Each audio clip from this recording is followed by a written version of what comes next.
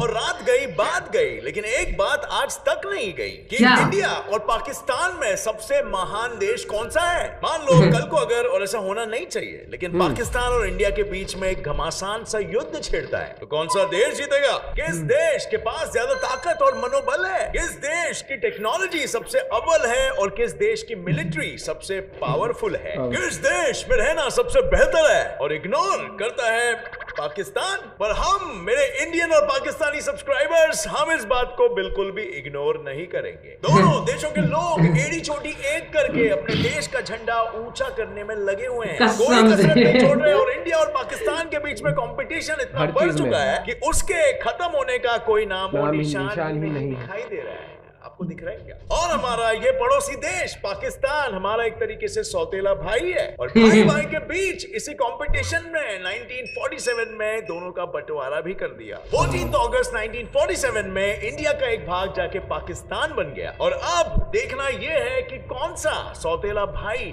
ज्यादा सक्सेसफुल है, इंडिया हमारी भारत माता या पाकिस्तान हमारा सौतेला भाई? किस देश ने अपने बाप का नाम आखिरकार रोशन कर ही? ये दोनों थे ना, गांधी और पाकिस्तानी पाकिस्तान बोलेंगे, इंडियंस इंडियन बोलेंगे। बट आज गेट्स इट फ्लाई की अदालत में हम फैक्ट्स को लेकर दूध का दूध और पानी का पानी यार हद है यार, हम पेश करेंगे ऐसे सबूत जो मिटा देगा गुरूर का वजूद। So without wasting any time, let us get started with our today's session. काफी अच्छे फैक्ट्स बताते हैं, लेकिन हम India देखते हैं versus Pakistan comparison. क्या बात है भाई। तो अब भाइयों, कुछ ही महीने पहले मेरे एक विदेशी दोस्त ने मेरे से ये पूछा था कि जब इंडिया और पाकिस्तान एक ही मिट्टी में पले बड़े हैं, तो 1947 के बाद जब दोनों देशों को आजादी मिली, तो तब से लेकर आज तक दोनों देशों की प्रगति और उन्नति में इतना डिफरेंस कैसे है? Point, right? आई मीन, आजादी से पहले दोनों इंडियंस और पाकिस्तानी ने एकजुट होकर as an Indian, as a भारतीय ही ब्रिटिशर्स का सामना किया, और फिर आजादी मिलते ही दोनों अपने अपने रास्ते चले गए। पर फिर क्यों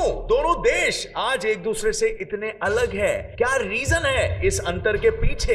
वेल, ये बात आज आप खुद ही जज करोगे। मैं आपके सामने सिर्फ सबूत रखूंगा और फैसला आपका खुद का होगा। किसी भी देश की असली पहचान उस देश के नागरिकों से होती है। भारत दुनिया का एक ऐसा देश है जहां पर सेक्युलरिज्म के नाम पे लोगों को दुनिया भर की आजादी मिलती है। भारत इतना कल्चरली डाइवर्स देश है कि इसकी तुलना आप किसी भी और देश के साथ नहीं कर सकते हो। 1947 में जब पाकिस्तान बना था, Pakistan as a theocratic nation बना था, और दूसरी तरफ as you know it, India एक डेमोक्रेटिक देश था जिसका कॉन्स्टिट्यूशन किसी धर्म पे बेस्ड नहीं था। और इसी वजह से इंडिया एज अ कंट्री इतना कल्चरली डाइवर्स होने के बाद भी सारे कल्चर्स और सारे रिलीजन्स के लोगों को प्यार से एक्सेप्ट करता है। यार ये मैंने बंदा देखा है, ये जो है ना, इसको पूरे हर एक चीज की जो नहीं है पंडित जो है, इसको हर एक चीज की नॉलेज है। में राम चंद्रमा भी कभी ईद का चांद है या कभी शरद पूर्णिमा की शान। इंडिया में मैक्स टू मैक्स 19,500 डायलेक्ट्स यानी कि लैंग्वेजेस है, जबकि पाकिस्तान में सिर्फ 300 डायलेक्ट्स है। And as you know it, India की नेशनल लैंग्वेज हिंदी है और पाकिस्तान की उर्दू है। और जब बात ऑफिशियल एरिया की आती है तो इंडिया पाकिस्तान से एटलीस्ट 5 टाइम्स बड़ा है। और क्या आपके मन में ये सवाल नहीं आता है कि क्यों इन दोनों के ज्योग्राफिकल एरियाज में इतना बड़ा अंतर है?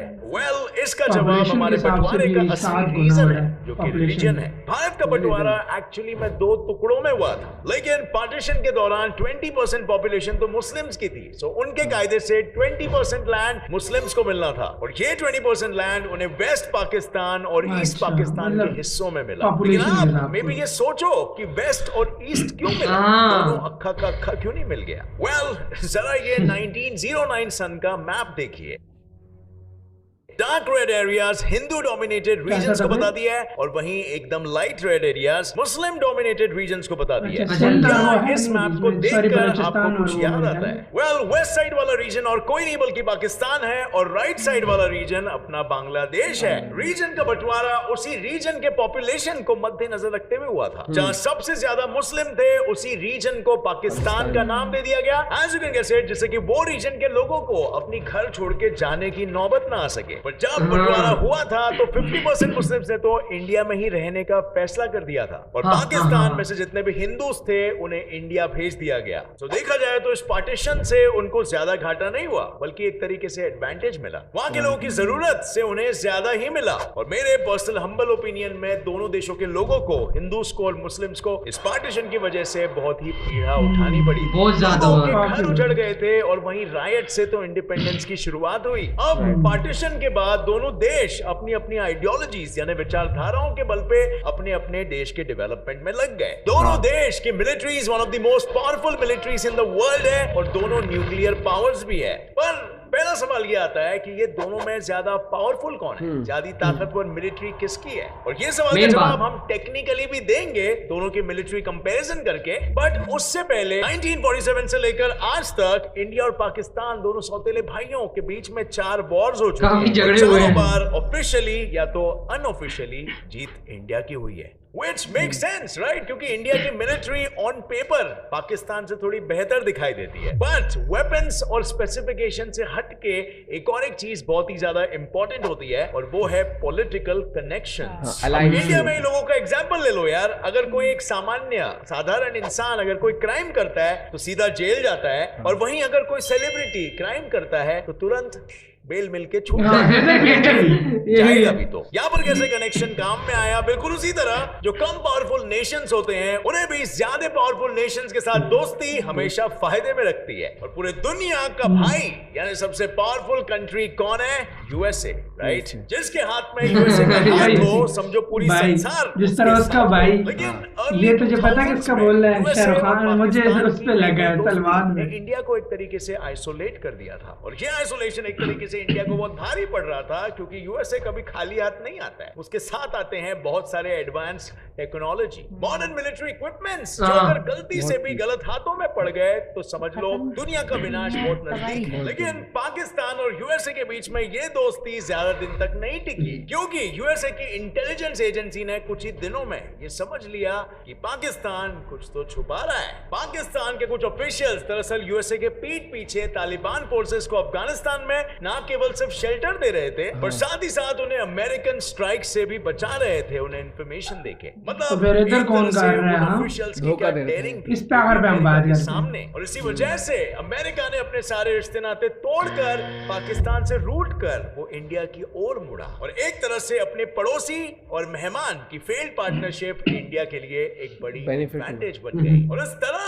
दुनिया की सबसे पावरफुल डेमोक्रेसी और दुनिया की सबसे बड़ी डेमोक्रेसी एक साथ एकजुट हो गई। सो इससे हमें ये पता चलता है कि यूएसए भाई आज इंडिया के साथ है। लेकिन क्या इंडिया को यूएसए भाई की जरूरत पड़ती है अगर पाकिस्तान और इंडिया में कभी वॉर होता है? वंस अगेन ऐसा होना नहीं चाहिए और होगा भी नहीं, I know, but just we are doing a thought experiment. Indian military के पास पूरे 14,44,000 पर्सनल्स है और वही पाकिस्तान के पास उसका लगभग आधा 6,54,000 पर्सनल्स है। और जब बात उन दोनों देशों की रिजर्विस्ट पूल की आती है यानी वो मिलिट्री मैन 24/7 एक्टिव ड्यूटी पर तैनात रहते हैं और जब भी इमरजेंसी वॉर लाइक सिचुएशन आ धमकती है वो भी तुरंत एक्शन में आ जाते हैं। वेल, इंडिया के पास 21 लाख रिजर्विस्ट्स है और पाकिस्तान के पास 5 लाख सबसे ज्यादा रिजर्विस्ट्स है। पूरे वर्ल्ड में तो क्लियरली दिख रहा है इंडिया जीत रहा है। लेकिन यहाँ पर इंडिया के लिए एक प्रॉब्लम आती है और वो है कि ज्यादा बड़ा रिजर्विस्ट पूल होने की वजह से उनको बुलाने में, उन्हें इक्विप करने में और एक्शन लेने में वक्त ज्यादा लगता है। और जैसे आपको पता है इमरजेंसी सिचुएशन में टाइम का कितना महत्व होता है। एक एक पल बहुत पीछे बड़ा चलना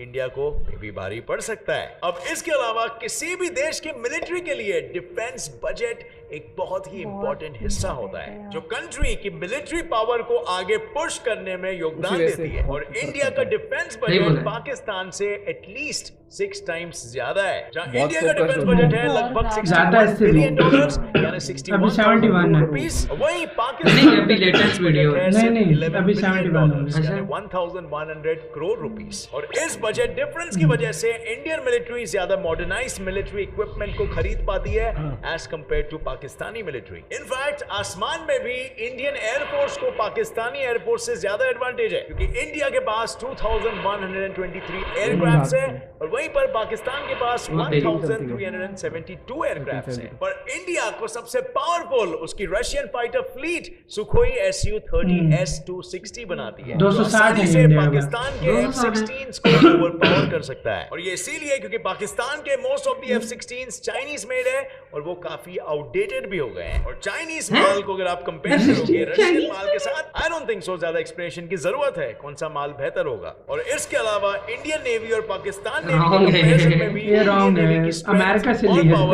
तो J-17 थंडर की बात कर रहा हूँ। मैंने पहले भी बताया कि इंडिया और पाकिस्तान दोनों न्यूक्लियर पावर्स को पोजेस करते हैं, पर इससे एक कदम आगे जाके इंडिया ने अपना खुद का मिसाइल डिफेंस सिस्टम भी बनाया है। And India also possesses anti satellite weapons and most importantly India ने खुद के सैटेलाइट नेविगेशन सिस्टम भी डेवलप किया है, जिसे नाविक या नाविक कहा जाता है। जहां पे एक तरफ इंडिया ने इतनी टेक्नोलॉजिकल एडवांसमेंट को हासिल कर ली है, उसी तरह पाकिस्तान ने इतने सालों में बहुत कम टेक्नोलॉजिकल एडवांसमेंट हासिल की।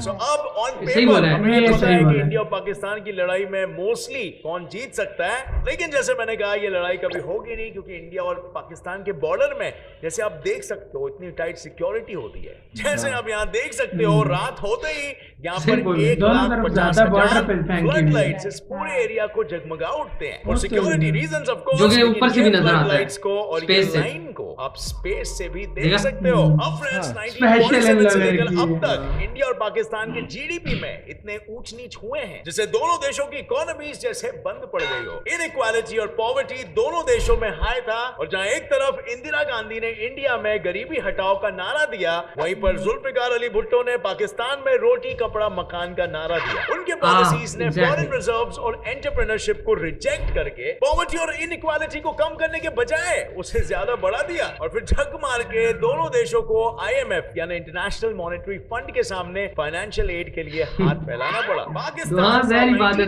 IMF के पास फंड मांगने गया, और वहीं पर उसके 3 साल बाद 1991 में इंडिया फंड मांगने गया। लेकिन पाकिस्तान ने 1988 से लेके आज तक 12 बार पैसे उधार लिए, और IMF के आ जाने से दोनों देशों के बीच इकोनॉमिक गैप कम होने के बजाय तेजी से बढ़ने लग गया। इंडिया ने बड़ी चालाकी से 1991 न्यू इकोनॉमिक रिफॉर्म से देश का नक्शा ही बदल डाला, और इसी बदलाव ने इंडिया को आज पाकिस्तान के इकोनॉमी कंपैरिजन में 10 गुना ज्यादा आगे कर दिया। India's foreign reserves ranked 8th in the world in the year 2018 with $405.8 billion, और उसी साल पाकिस्तान का foreign reserves 15.682 billion रहा। और India 5th largest economy in the world in terms of nominal GDP value, और 3rd largest in the world है with PPP यानी कि purchasing power parity। और वहीं पर पाकिस्तान वर्ल्ड की 42nd largest economy है in terms of nominal GDP value and 25th largest है in terms of purchasing power parity। और इंडिया के लिए 2015 से लेके 2018 के बीच इंडिया को वर्ल्ड की फास्टेस्ट ग्रोइंग इकोनॉमी का दर्जा भी दिया गया। तो बात अगर इकोनॉमी की हो, मिलिट्री की हो या इवन टेक्नोलॉजी की हो, तो आंकड़े हम सबके सामने थे। लेकिन फ्रेंड्स, जिन देश ने सही वक्त पे सही निर्णय लिया, वही देश प्रगति की सीढ़ी जल्दी चढ़ पाए। और ये कंपैरिजन तो सिर्फ आज के डेटा के अनुसार है, आगे दोनों के दोनों देश में वो पोटेंशियल है कि दोनों सुपर पावर्स बन सकते हैं। देश के विकास के लिए किन चीजों की जरूरत होती है? सही पॉलिसी, सही डिसीजन, सही डेवलपमेंट, सही नागरिक, और सबसे इंपॉर्टेंट सही और ट्रस्टवर्दी और कमिटेड लीडर्स। और फ्रेंड्स, हम सब में वो ताकत है कि हम अपने लीडर को खुद